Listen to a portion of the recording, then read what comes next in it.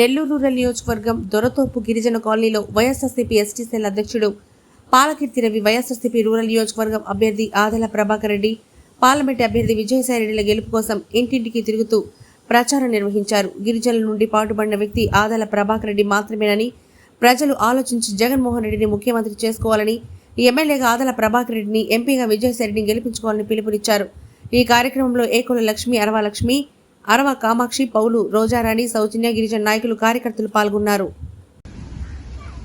Nellore rural నియోజకవర్గ పరిధిలో దొరతోపు గిరిజన కాలనీలో ఆదాల ప్రభాకర్ రెడ్డి గారి కోసం, అలాగే విజయసాయిరెడ్డి గారి గెలుపు కోసం ఈ ఎన్నికల ప్రచారం చేయగా, ఈ స్థానిక గ్రామంలో ఎక్కడ చూసినా, ఏ తలుపు తట్టినా, ఏ ఇంటికెళ్లినా, ఏ అక్కని అడిగినా, ఏ తాతను అడిగినా ఒకటే మాట, జగనన్నకే మా ఓటు, జగనన్న మా బిడ్డల భవిష్యత్తు, జగనన్న లేకపోతే మేం లేం అని కరాఖండిగా చెప్పడం మాకు చాలా ఆనందంగా ఉంది.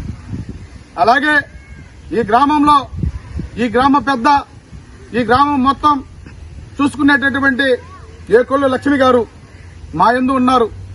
లక్ష్మి గారి సమక్షంలో ఈ గ్రామంలో ఉన్న పలు సమస్యలని అడగడం జరిగింది. ఆ సమస్యలన్నింటినీ పరిష్కార మార్గం చూపిస్తామని చెప్పి ఈ సభాముఖంగా అందరికీ తెలియజేస్తున్నాం. మేము ఎందుకంటే మీకు ఒక విషయం తెలియజేస్తున్నాం.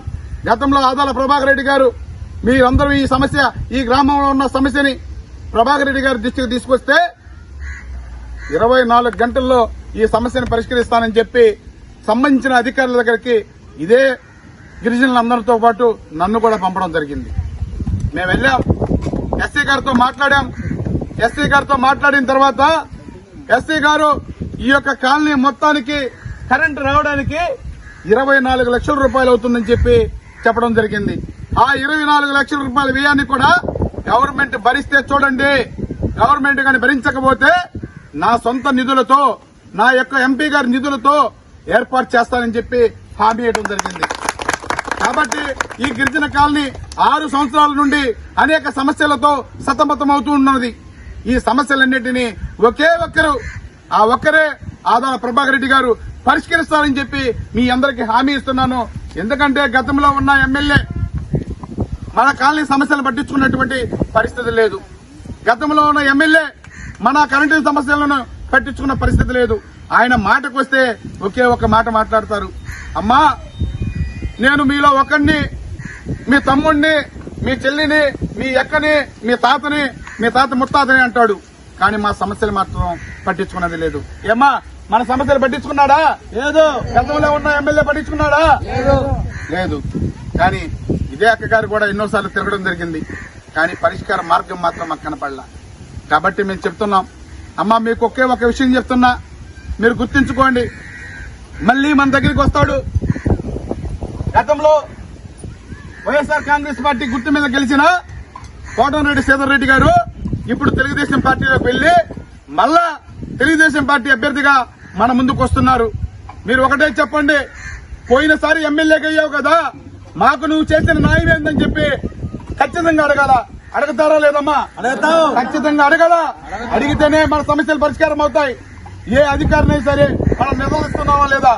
ఒక గవర్నమెంట్ అధికారిని కానీ, ఒక కలెక్టర్ గారిని కానీ మనం నిలదీసి అడుగుతున్నావా లేదా? రాజకీయ నాయకులు ఎందుకు నిలదీయట్లేదని చెప్పి నేను అడుగుతున్నా. ఖచ్చితంగా మన సమస్యలు పరిష్కరించే విధంగా రాజకీయ నాయకులైనా సరే, గవర్నమెంట్ ఎంప్లాయీస్ అయినా సరే మనం నిలదీయాలని చెప్పి అడుగుతున్నా. అట్లాగే మన బిడ్డల భవిష్యత్తు బాగుండాలంటే జగన్మోహన్ రెడ్డి గారు మళ్లీ ఎమ్మెల్యే కావాల్సిందే, ముఖ్యమంత్రి కావాల్సిందే. మన బిడ్డల భవిష్యత్తు బాగుండాలంటే జగన్మోహన్ రెడ్డి గారు మళ్లీ ముఖ్యమంత్రి కావాల్సిందే, ఆదాల ప్రభాకర్ రెడ్డి గారు ఎమ్మెల్యే కావాల్సిందే, విజయసాయిరెడ్డి గారు ఎంపీ కావాల్సిందే. మేము ఇంకో మాట చెప్తానమ్మా, మాటకు వస్తే బండెక్కుతాడు, మైక్ పట్టుకుంటాడు మన ఎమ్మెల్యే.